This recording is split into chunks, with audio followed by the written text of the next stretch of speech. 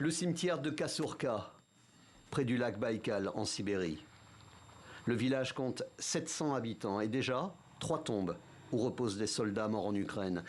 Parmi eux, Alexei Martinov, mort à l'âge de 19 ans.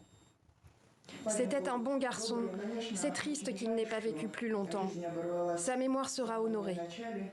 Il y a la tristesse et le contexte. Dans le bureau du maire figure ce poster. Une incitation pour le recrutement au sein de l'armée russe.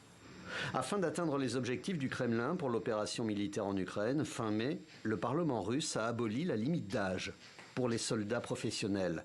À partir de 18 ans, les jeunes hommes peuvent ainsi être envoyés à la guerre.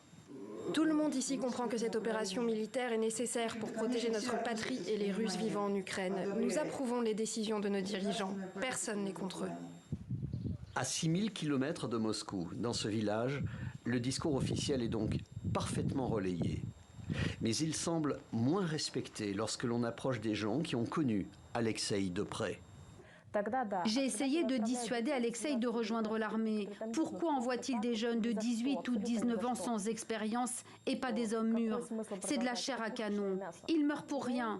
Je ne soutiens pas l'opération militaire. Maintenant, beaucoup de gars que je connais sont remplis de rage et de douleur. Ils veulent aller se battre. Anastasia estime qu'Alexei est une victime. La tante d'Alexei pleure, elle, un héros. La mère de ce soldat n'a pas souhaité apparaître dans ce reportage, mais elle a tout de même consenti, en quelques mots, par téléphone, à livrer son sentiment. Pour moi, il était mon garçon, mon fils. Qu'est-ce que j'en ai à faire qu'il soit mort en héros? Des jeunesses fauchées pour rien ou des héros à célébrer.